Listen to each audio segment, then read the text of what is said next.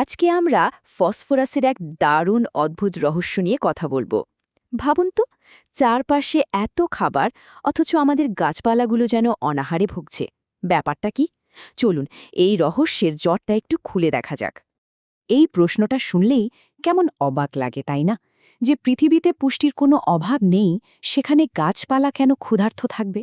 মাটির নিচে এমন কি ঘটছে যার জন্য গাছগুলো তাদের সবচেয়ে দরকারি খাবারটাই পাচ্ছে না? আর এই পুরো রহস্যের মূলে আছে ফসফরাস। একে বলা হয় শক্তির উপাদান। মানে আমাদের ডিএনএ, আরএনএ, এমনকি শরীরের সব শক্তি যে এটিপি থেকে আসে, তারও মূল ভিত্তি হল এই ফসফরাস। সোজা কথায়, ফসফরাস ছাড়া জীবনই সম্ভব না। আর এখানেই রহস্যটা আরও ঘনীভূত হয়। এই চারটা একবার দেখুন, অবিশ্বাস্য। মাটিতে এত এত ফসফরাস আছে, অথচ গাছপালা তার 1%-এরও কম ব্যবহার করতে পারে। ভাবা যায়? বাকি 99%-এরও বেশি ফসফরাস, সেগুলা যেন একটা অদৃশ্য তালায় আটকে আছে। আর একেই আমরা বলি ফসফরাস প্যারাডক্স। তো প্রশ্ন হল, এই বিশাল পরিমাণ ফসফরাসটা ঠিক কোথায় এভাবে আটকে আছে? চলুন এবার এই নিখোঁজ ফসফরাসের কেসটা একটু তদন্ত করে দেখা যাক। ব্যাপারটা হলো, মাটিতে ফসফরাস আসলে 4টা আলাদা ভাণ্ডারে থাকে। প্রথমটা হলো ল্যাবাইল পুল। এটা অনেকটা রেডি টু ইট মিলের মতো, গাছ চাইলেই সাথে সাথে পেয়ে যায়। এর পরেরটা সর্বড পুল, যেটা মাটির কণার গায়ে হালকা করে লেগে থাকে, আঠার মতো।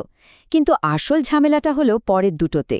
একটা হলো অক্লুডেড পুল, যেখানে ফসফরাস দশকের পর দশক ধরে খনিজ কণার ভেতরে একেবারে বন্দী। আর সবশেষেরটা মানে মিনারেল পুল, সেখানে ফসফরাস অ্যাপাটাইটের মতো খনিজেরই একটা অংশ হয়ে যায়। মানে এটা যেন সিন্ধুকে তালা দেওয়া গুপ্তধন, বের করা প্রায় অসম্ভব। এই যে ফসফরাস আটকে যাচ্ছে, এর পেছনের মূল অপরাধী হলো একটা রাসায়নিক প্রক্রিয়া, যার নাম ফিক্সেশন। এখানে কি হয়, গাছের জন্য যে সহজলভ্য ফসফেট, মানে যেটা পানিতে গলে যায়, সেটা মাটির খনিজের সাথে এমনভাবে বিক্রিয়া করে যে একটা অদ্রবণীয় যৌগ তৈরি হয়। আর ব্যাস, গাছ সেটা আর কোনোভাবেই গ্রহণ করতে পারে না। আর এই ফিক্সেশন খেলার মূল পরিচালক কে জানেন? মাটির পিএইচ। ব্যাপারটা বেশ মজার। দেখুন, মাটি যদি বেশি অ্যাসিডিক হয়, মানে পিএইচ 6-এর কম, তখন ফসফরাস গিয়ে দোস্তি করে আয়রন আর অ্যালুমিনিয়ামের সাথে, আর ওরা মিলে একটা শক্ত তালা বানিয়ে ফেলে। আবার মাটি যদি বেশি ক্ষারীয় হয়, মানে পিএইচ 7.5-এর বেশি, তখন ফসফরাস জোট বাঁধে ক্যালসিয়ামের সাথে। ফলাফল কিন্তু একই, দুদিকেই ফসফরাস বন্দি, আর গাছ বেচারা না খেয়ে থাকে। তাহলে মুক্তির পথটা কি? সমাধানটা হলো ভারসাম্য। একটা সুইট স্পট আছে, বুঝলেন তো? ফসফরাস সবচেয়ে সহজে পাওয়া যায় যখন মাটির পিএইচ 6.0 থেকে 7.0-এর মধ্যে থাকে, মানে একদম নিরপেক্ষ একটা পরিবেশ। এখন একটা দারুণ ব্যাপার আছে। আমরা যে এতদিন ধরে জমিতে সার দিয়ে এসেছি, তার ফলে মাটিতে অনেক পরিমাণে এই আবদ্ধ ফসফরাস জমা হয়ে গেছে। বিজ্ঞানীরা একে বলছেন লিগ্যাসি ফসফরাস। এর মানে কি? এর মানে হলো, এই জমে থাকা ফসফরাস আসলে নষ্ট হয়ে যায়নি। এটা একটা বিশাল গুপ্তধনের ভাণ্ডারের মতো, যাকে শুধু সঠিক চাবি দিয়ে খোলার অপেক্ষা। আর সেই চাবিকাঠিটা আছে আমাদের আণবিক হিরোদের কাছে। পরিচয় করিয়ে দিচ্ছি বায়োলজিক্যাল রেস্কিউ টিমের সাথে। দেখুন, গাছ কিন্তু একা একা এই তালা খুলতে পারে না। এই বন্দি ফসফরাসকে খুঁজে বের করার যোগ্য করতে তাদের দরকার হয় এই জৈবিক সাহায্যকারীদের। এদের ছাড়া গাছের চলবেই না। এই দলের সবচেয়ে বড় তারকা হল মাইকোরাইজাল ছত্রাক।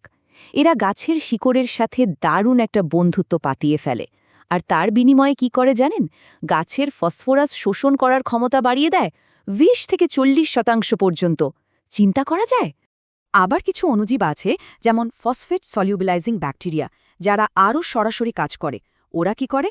ওরা খনিজের সাথে লেগে থাকা ফসফরাসকে টার্গেট করে, তারপর সাইট্রিক বা অক্স্যালিক অ্যাসিডের মতো কিছু জৈব অ্যাসিড ছুঁড়ে মারে। আর সেই অ্যাসিড গিয়ে রাসায়নিক তালাটা ভেঙে দেয়। ব্যাস, ফসফরাস মুক্ত, আর গাছের খাবারও তৈরি। তবে গাছও কিন্তু একদম অসহায় না। যখনই ফসফরাসে টান পড়ে গাছের শিকড়ও নিজেরা কিছু অস্ত্র বের করে, যেমন ফসফেটেজ এনজাইম আর বিভিন্ন জৈব অ্যাসিড। এগুলো অনেকটা প্রাকৃতিক চাবির মতো কাজ করে, ফসফরাসকে মুক্ত করতে সাহায্য করে। তাহলে আমরা এই আণবিক্ষণিক উদ্ধারকারী দলকে কিভাবে সাহায্য করতে পারি? উত্তরটা খুবই সহজ। খামারের মধ্যে ফসফরাসের যে চক্রটা আছে সেটাকে পূর্ণ করতে হবে, মানে রিসাইক্লিং। একটা কথা কিন্তু মাথায় রাখা খুব জরুরি, ফসফরাস কোনো অফুরান্ত সম্পদ নয়, এটা খনি থেকে আসে, আর সেই ভাণ্ডারও সীমিত। কাজেই একটা টেকসই ভবিষ্যতের কথা ভাবলে এর রিসাইক্লিং করতেই হবে, এর কোনো বিকল্প নেই।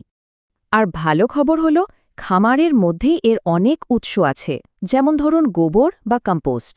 প্রতি টনে প্রায় 1.5 থেকে 2.5 কেজি ফসফরাস থাকে, যা ধীরে ধীরে মাটির উপকার করে। আবার পশুর হাড়ের গুঁড়ো একটা দারুণ জিনিস, এটা অনেক দিন ধরে কাজ করে। আর যদি খুব দ্রুত ফসফরাস দরকার হয়, তাহলে তো কাঠ বা ফসলের অবশিষ্টাংশের ছাই আছেই। এই কথাটা খুব গুরুত্বপূর্ণ। আমরা যদি ফসলের অবশিষ্টাংশ আর অন্যান্য জৈব জিনিস মাটিতে ফিরিয়ে দিই, তাহলে কি হবে? ফসফরাসটা আর দূষণ হয়ে হারিয়ে যাবে না, বরং এটা মাটি, উদ্ভিদ, প্রাণী, মানুষ এই পুরো জীবন্ত চক্রের মধ্যেই ঘুরতে থাকবে। তার মানে আমরা আসলে আমাদের মাটির আসল শক্তিকে জাগিয়ে তোলার একটা সুযোগের সামনে দাঁড়িয়ে আছি। আমাদের শুধু চিন্তাভাবনাটা একটু বদলাতে হবে, শুধু রাসায়নিক ব্যবস্থাপনার কথা না ভেবে জৈবিক চাষাবাদের দিকে এগোতে হবে। আর এই পথে হাঁটলে লাভটা কি? অনেক। প্রথমত, আমাদের খাদ্য নিরাপত্তা বাড়বে। দ্বিতীয়ত, আমাদের নদী-নালা ক্ষতিকারক শৈবালের দূষণ থেকে বাঁচবে। আর সবচেয়ে বড় কথা হলো, আমাদের মাটি দীর্ঘদিনের জন্য স্বাস্থ্যবান হয়ে উঠবে। তাহলে পুরো আলোচনার সারমর্ম কি? সমাধানটা শুধু রাসায়নিক সারে নেই, সমাধানটা জৈবিক।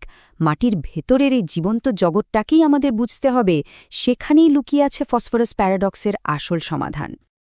তাই শেষ পর্যন্ত প্রশ্নটা এটাই, আমরা কি মাটিকে কেবল একটা রাসায়নিকের গুদামঘর হিসেবে দেখছি, নাকি একটা জীবন্ত সিস্টেম হিসেবে তাকে যত্ন করছি?